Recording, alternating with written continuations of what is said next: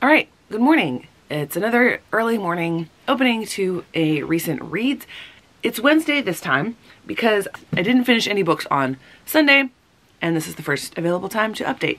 But now I have 3 books to update because yesterday, which was April 30th, I read 2 books right at the end of the day so that I could complete 30 and 30. But first, I'll talk about the book that I finished on Monday, and that is The Kingdom of Copper by S.A. Chakraborty, or Shannon Chakraborty. I loved it. I absolutely loved it. Now, I will admit that it did take me a little bit of time to get into it, and I was confused at first, because part of that was on me, where I started it in the evening and I didn't realize how tired I was. So I missed a little bit at the beginning, and there was a scene that seemed like, didn't I see this twice? And I was hoping that my battery would last. And I've just started this review and have to go change the battery. Okay, back to the review. So a little bit at the beginning, the confusion at the beginning was my fault. But at the same time, I think, if I remember correctly, it starts fairly soon after the events of the first book conclude. And then there's a time jump of about 5 years. I missed some of the indications or something in there, and okay, so partially that's on me, but at the same time I was a bit confused by that at first. However, I think that the time jump was necessary, and it opened up a whole lot of possibilities that you wouldn't have had if you had kept on immediately after that. What I loved about this book has to do with all of the grievances from all of the various parts of this, all of the various sides. And you saw a lot of these grievances in the first book. You've got people that were wronged by others, justifiably. You completely understand why they feel that way. But then you look at what they're trying to do and you go, no, no, no, that's not going to fix it. That's going to make it worse. But you understand why they feel that way. And then you also see characters who are genuinely trying to fix things. They are trying to make up for actions that they didn't take, actions that their ancestors took. And throughout this, there's this distinct thing that you can see, and for some reason my brain is completely blanking on a word, but it's about that actual, like the history. And you've got so many elders who are speaking to the people who are trying to genuinely make the change, who keep bringing up what the ancestors of that person did. And sometimes some of the characters are like, wait a second, that was my ancestor. That's not me. I'm trying to do different than that. And you are not letting me do that. And it's like this, I can't let go of this hurt that was done to my ancestors.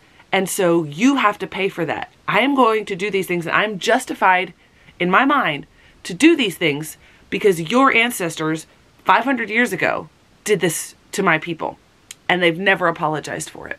There's so much validity in the hurt that these people feel. And yet at the same time, you can see the devastation that dwelling on that hurt has continued to do, trying to get revenge on the descendants who didn't do it and are trying to change. And I see that specifically with Nari and Ali. I did not like him in the first book. He was too much of a zealot. He was too much of a self-righteous prick in the first book. But he has changed. Does he still make some of the same mistakes?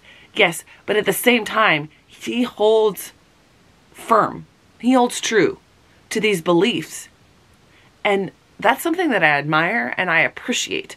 All of this that I've been talking about has been completely vague because this is book 2 in a series and so much has happened.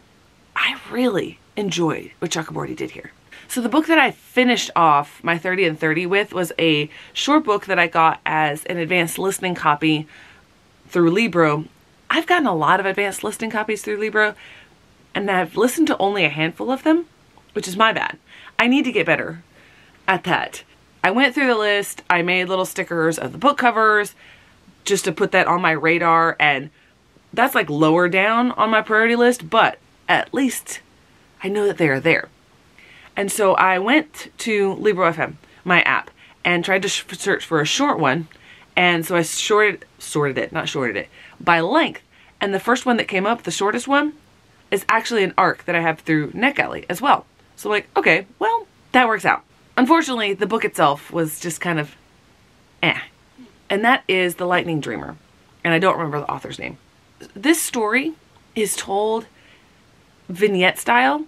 You never get super deep on a lot of things, and so many issues are brought up but never dealt with, never fully examined.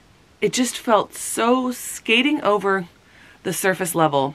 So the setup is you have a girl who, you know, at the beginning has faced some sort of dramatic high schoolish age breakup or dashing of romantic hopes.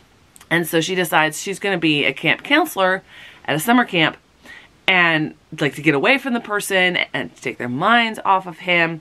But you never go in deep. She meets different people, other counselors. She meets the cabin, like the campers, I should say. And this is not like the camp where you go for a week and then go home. That's the only one I'm familiar with. This is the kind where you go and you stay for the whole summer. And there were some things that seemed poignant, but at the same time, it just was like skating over the surface level. Never actually diving in deep to building relationships and how things are forming.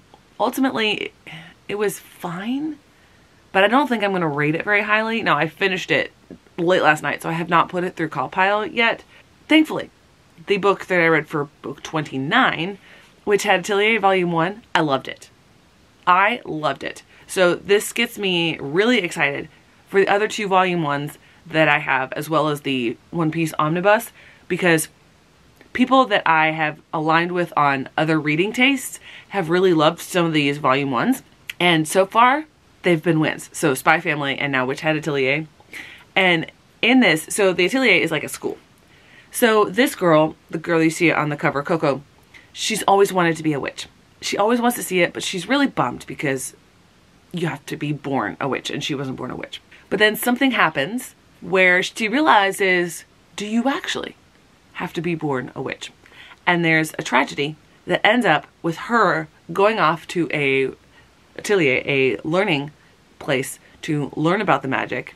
And there's a whole lot of stuff going around behind the scenes as well, because it's not typical for them to bring in an outsider, someone who knew nothing about their world before this.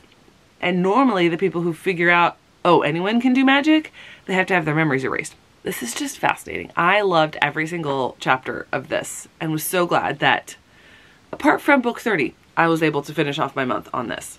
Okay, so this is not a reading update.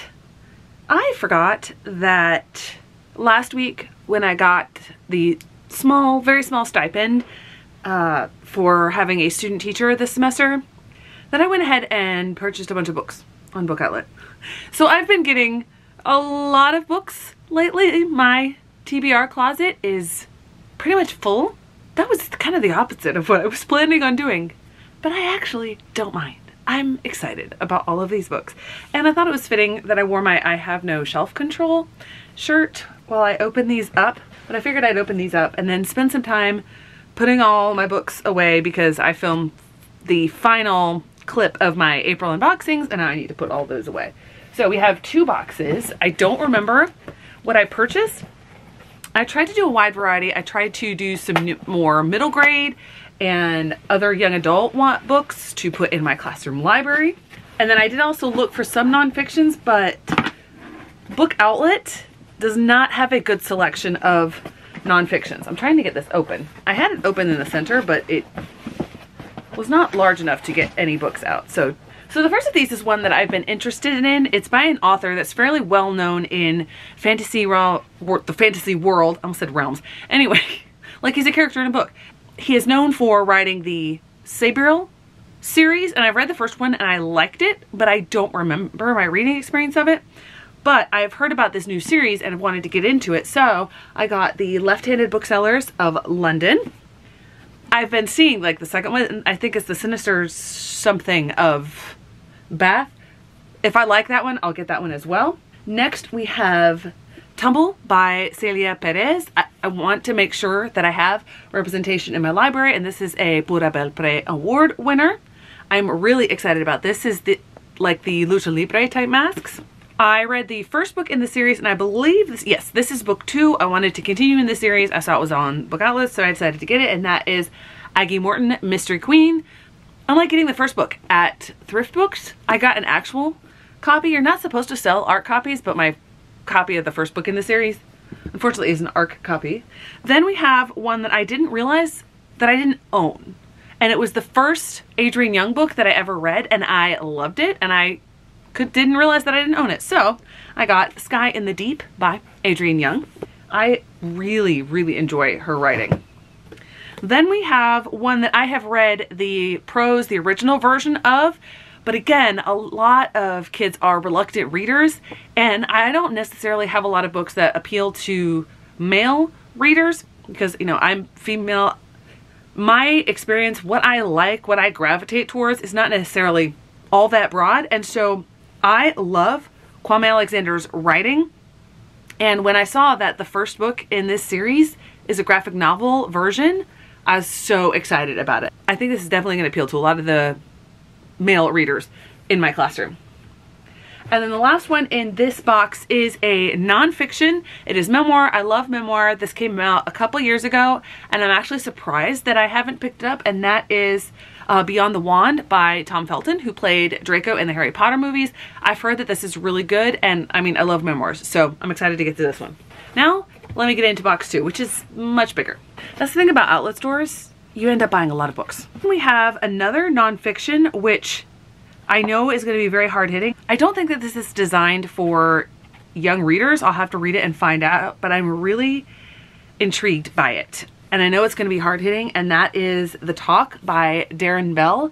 It has won a Pulitzer Prize. It is a graphic novel. I know it's going to be hard-hitting, and I don't have the words to describe it, so I'm going to keep trying for that.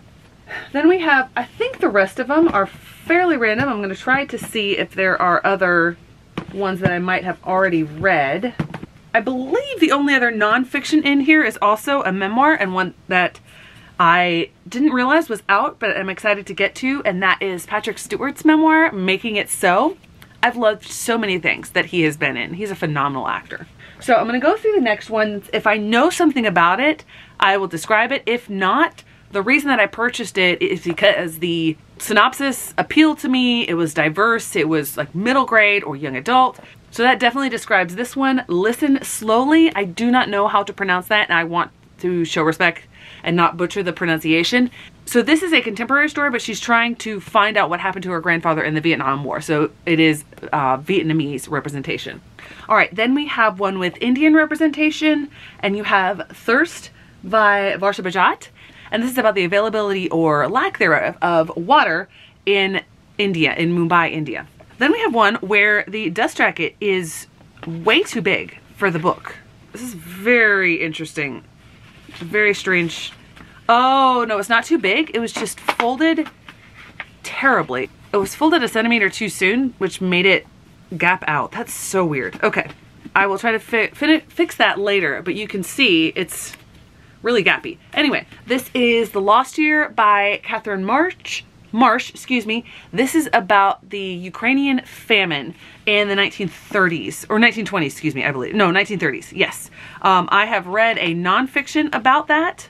Yeah, I definitely need to fix this cover. It's driving me bonkers, but I'm really excited about this.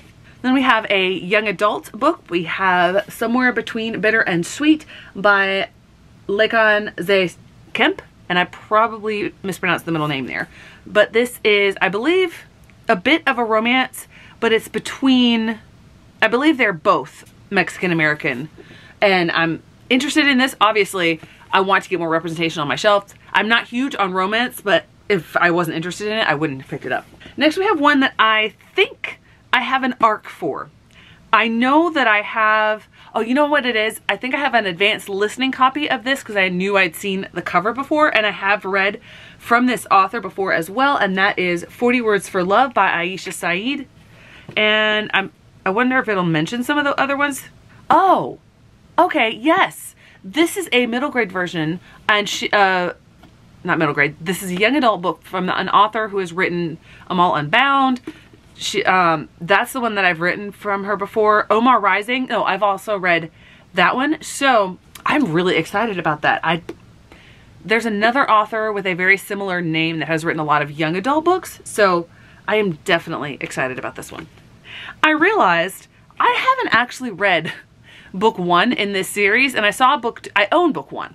I haven't read it yet. I don't know if I'm gonna like it or not, but I was like, oh, there's a book 2 in a series. I wanna make sure I have it so I can catch up with the series. And then after I placed the order, I realized, you don't note that you want to continue in the series. Hopefully I do. And that is Cage of Dreams by Rebecca Schaeffer. I have Something of Nightmares. City of Nightmares, I think is what the first one is called. Yes, City of Nightmares. That was a BookBox book that I have, and that was just funny. So I have book 2. So hopefully I'll like book 1 when I read it so that I can, you know, not have wasted my money on this, but living to learn. Another second book in a series. I have read the first one, and this is the sequel to The Ivory Key. This is The Crimson Fortress by Akshaya Raman. I think this is supposed to be a trilogy, and this is only recently published because The Ivory Key came out a lot sooner to me getting it than I even realized. I have 3 more. We have 1,000 Steps into Night by Tracy Chee. This is fantasy, I believe, historical fantasy. The other book that I've read from them is historical fiction set during the time of the Japanese internment in the United States, and from a bunch of different perspectives of those students. So I'm very intrigued to get to this one. I've heard really good things about it. I didn't realize I did have another nonfiction, but this is a graphic novel nonfiction, The Best We Could Do by, I need to learn how to pronounce these names so that I'm able to do that and do it accurately. This is a American Book Award winner. This is a story of a family fleeing Vietnam. So I know it's going to be very hard-hitting. I'm excited to get to this. I think it's very unique to do it in the graphic memoir style. The artwork is also intriguing, so I'm excited about this one. And then lastly, I've heard really good things about this. This is not necessarily my style. This was one of the It books of last year. I forget what category. I think it was in mystery thriller, considered a thriller. But that is Bright Young Women by Jessica Knoll. I'll have to take that sticker off. This is the story of several, it's a fictionalized version of several of the victims of, I think, Ted Bundy? I don't remember which serial killer it is, but they never name him. They never give him that recognition. This is the story all about the women, and I've heard really good things about this from people whose tastes around general fiction I tend to align with. So, as I've said multiple times already, this is one that I'm really excited for. The next thing you'll see me is going to be for a reading update. I was going to film my April wrap-up, but I've got so many books around me, I don't think I'm going to get to it tonight. Hopefully I'll film that soon so that I can get it up for Sunday, but who knows. By the time you're watching this video, you'll know, because this video won't go up until the Wednesday after, if I manage to get it up. Okay, I am back to wrap up the vlog. Of course, it doesn't help the orange situation that I am wearing a beach shirt. I don't know why certain days we have this sort of lighting. I wish I knew, but I have no idea. So I have 6 books to talk about. Oops. So I didn't finish my first book this week until about halfway through the week, or a couple days through the week. And then I had a couple other videos to film. My April wrap-up, had to get that filmed, had to get that edited, and all that sort of stuff. And then Friday I had a graduation reception to go to for my cousin, my youngest cousin, who graduated from college. She's not allowed to do that. She's just kidding. I feel a little old, but now that she's graduated from college, that meant that I didn't have a lot of time to update on Thursday or Friday. I don't remember why I didn't update yesterday. I thought about it, but then I'm like, I'm not gonna read any books on Sunday, and I'm not gonna really have anything to update. But then I have a book that I finished. Yeah, 2 books, because one of them is one that I have. Oh, I just remembered. I gotta go grab it. So now that I grabbed that, I realized I have 7 books to talk about. Oops. Let's get into that without any further ado. Let's talk about the 2 books that I do not have physically.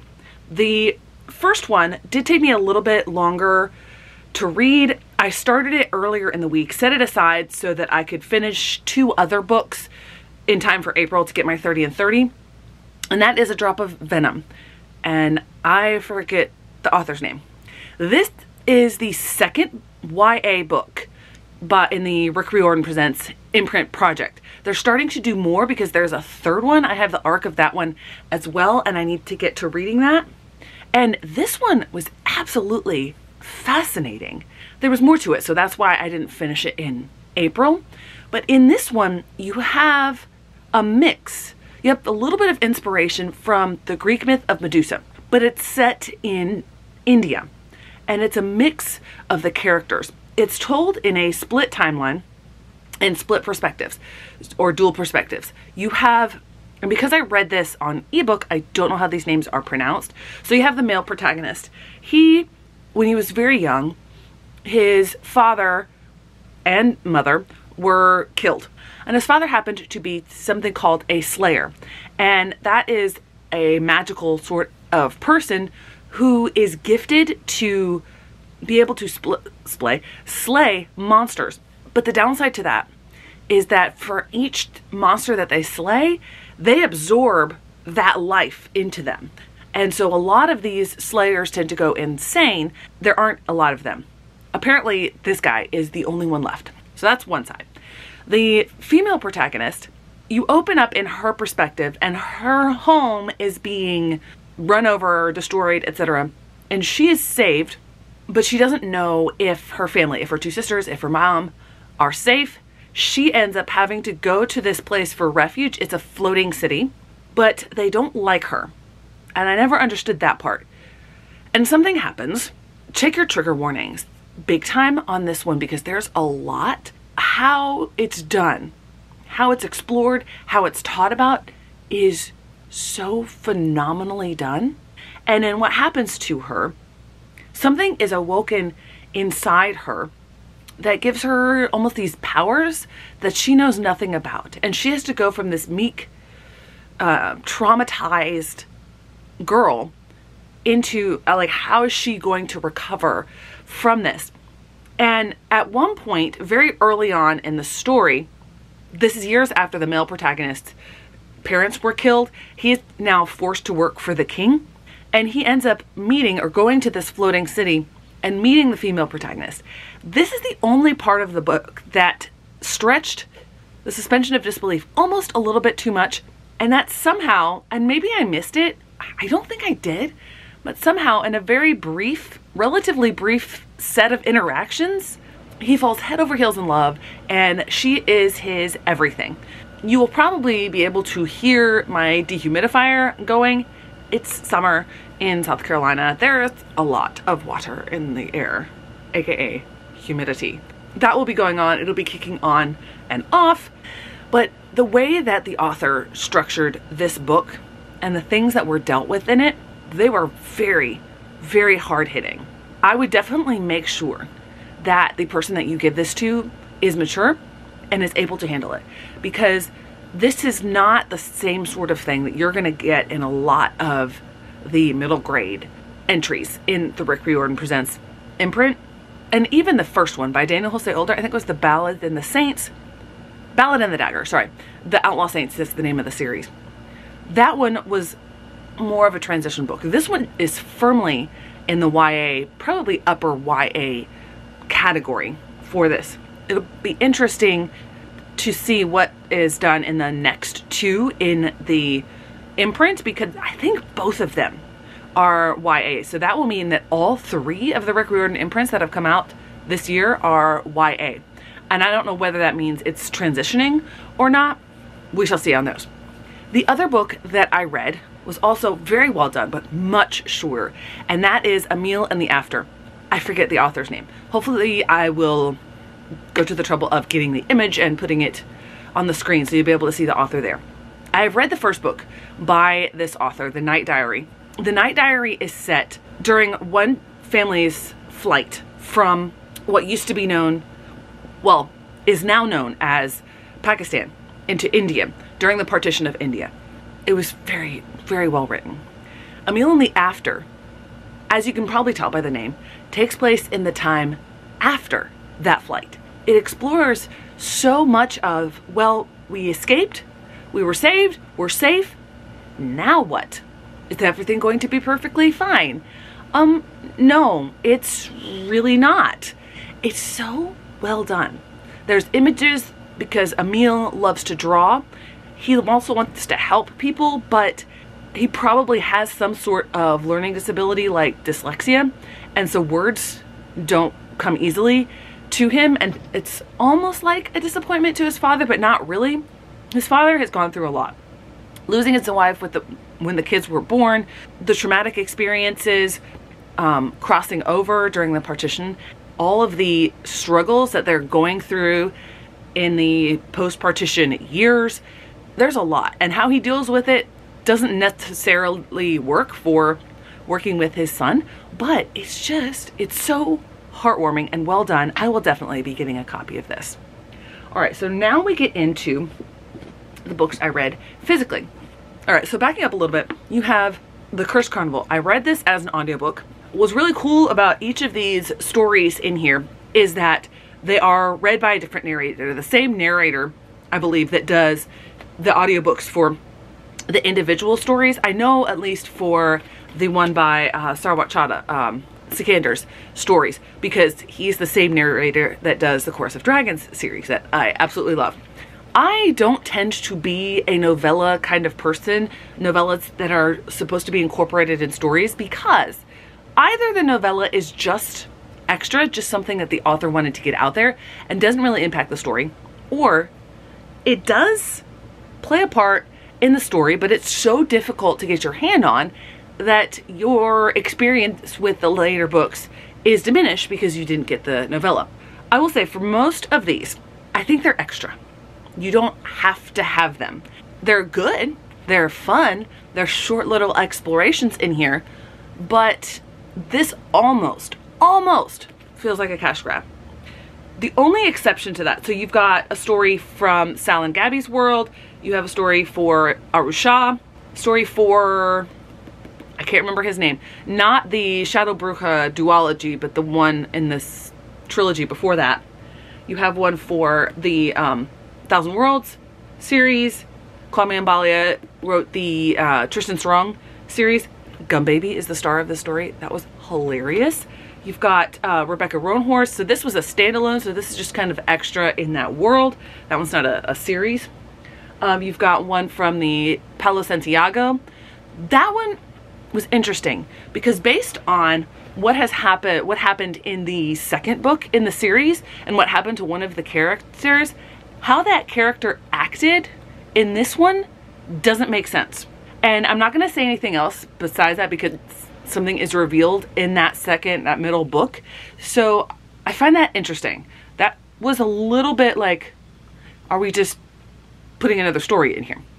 And then the only one that I think was absolutely necessary, even though like it wasn't absolutely necessary, the only one that gave sort of new information that was useful was the one for Sikandar.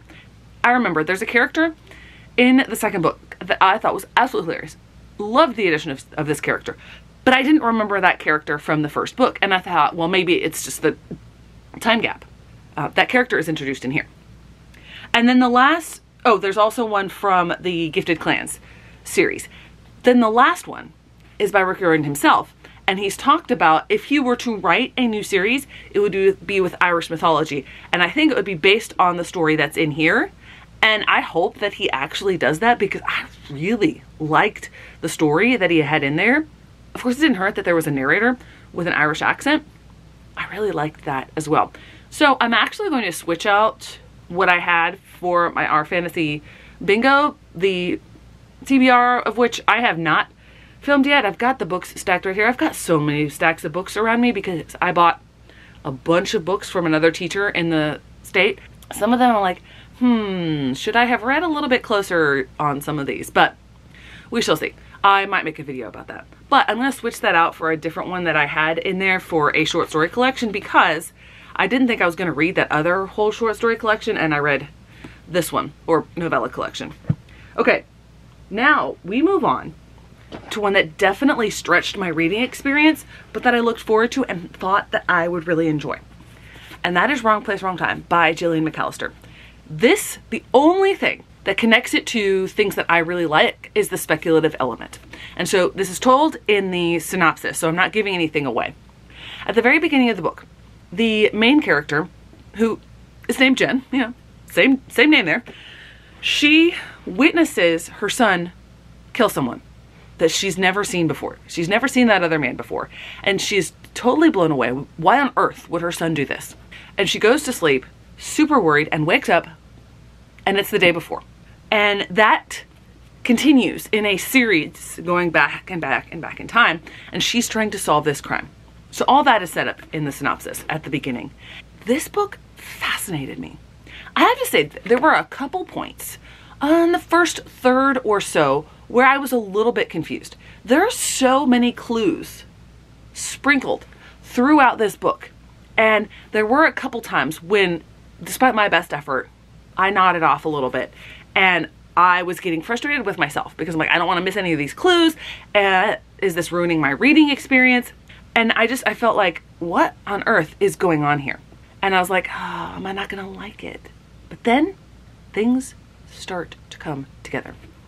My number one strength for Clifton Strengths is context. So when you drop in those things from the past, you know, that's why I like history, from the past, that then explain and connect to things in the present, that's like a dopamine hit for me. And this book is chock full of things like that. And it's changing her understanding of not just what was happening to her son, but of her husband, of herself. This is just so well done. I don't know that this kind of thing can be done again. A lot of people have said that the book that she put out more recently was fine, but it didn't live up to this one. And I can almost see how, because this was just so well done. I had so much fun reading this book. I'm like, whoa, this is not the sort of thing that I typically read, but I loved it. I'm pretty sure I'm gonna give this 5 stars, which, when is the last time I've given a fantasy book 5 stars? I have no idea. Then the next book that I also read on audiobook, and that is The Five by Haley Rubenhold. I knew I had a distinctly high possibility of really appreciating this book, and I did. The way that Rubenhold goes about the historiography of telling these women's stories is so well done. You can tell that she was very meticulous in gathering as much research as she possibly could and putting it together in a comprehensive way that evoked sympathy for these women, an anchor at society and the things that forced them into these positions, and also like this desperate yearning for something to have gone better for these women. In this book, these women that she's talking about, they were the canonical victims of Jack the Ripper. And throughout history, so many people have talked about Jack the Ripper. He's in all kinds of mythology and lore, and a lot of people have an unhealthy obsession with serial killers. But the women have all gone down as prostitutes. They were awful. They were worthless. They were the bottom of the bottom. But she shows in here, only one of the women actually ever said that she was a prostitute. These other women, for one reason or another, how society was structured in Victorian England, the struggles with addiction and poverty and the way that women were treated pushed them out into these situations where they couldn't recover. They couldn't claw their way back. And you see their lives at the beginning, and then, but you know what's going to happen to them, because these are the 5 women, the canonical victims. And it's heartbreaking, and it opens such a light onto Victorian England. I highly recommend this book. Okay, so the last 2 books I have to talk about, I finished today. They're both shorter reads. So I'll talk first about the one that I read physically, and that is Messy Roots, a graphic memoir of a Wuhanese American. This is one of my 24 and 24 books, as was The Five. This week I tried to focus on a lot of the books on my TBR for the month that were not part of the categories. I want to try to theme my vlogs as best as I can going forward in the month. So this one was so well done. I loved Laura Gao's storytelling in this book. You could tell how deeply she feels all of the emotions that she talks about in here, and the structure. I love her artwork as well. I thought it was quite well done, and she talks about her childhood being left behind by her parents who came over, who emigrated first, then being brought over as a 4-year-old, learning English, having a new brother, dealing with wanting to be more American, dealing with that saga, with wanting to fit in more, going to basketball instead of math, the struggles of when she went off to college, trying to find her place, and still dealing with her family. This is just, it's a coming of age story, just like it says. And I'm not going to talk overly long about it because you should let this book tell that story. And I'm very glad that I read it, that I saw it on that Goodreads Choice Awards list, that I went ahead and purchased it, and that I read it. Very well done. This one's not going to get rated, obviously, because it is a memoir and I don't rate memoirs. So the last book that I read was The Ever After War by Michael Buckley. This is book 7. This is not going to be a #1 series for me. As it drags on, there's a lot of things that could have been condensed. This could have been a 4 or 5 book series. It did not need to be a 9 book series, but I did enjoy this one more than book 6. Things are definitely coming to a head in this book. I'm not going to talk about a lot of the events.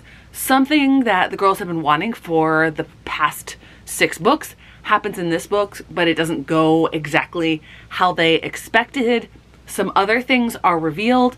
The identity of the master, the guy in charge of the Red Hand, the opposing force, is revealed, and it's not who you expected. Although, because I listened to it on audiobook, I had an inkling of who it might be. At first, I'm like, I don't recognize that voice. But as it went through, I'm like, maybe it's that character. And then there's another character that the narrator did a very similar voice for as this person who turned out to be the master. I'm like, smart. Well done, narrator. And I thought maybe that's the bad guy, but everything that had been laid out, I'm like, okay, no. This is the master. This is the guy who's in charge of the Red Hand. I was right, which, I mean, it's a middle grade book, so I should know. But anyway, I think this was a good installment. The stakes are ramped up. I like what happened at the end of this book and where the next book is going to lead.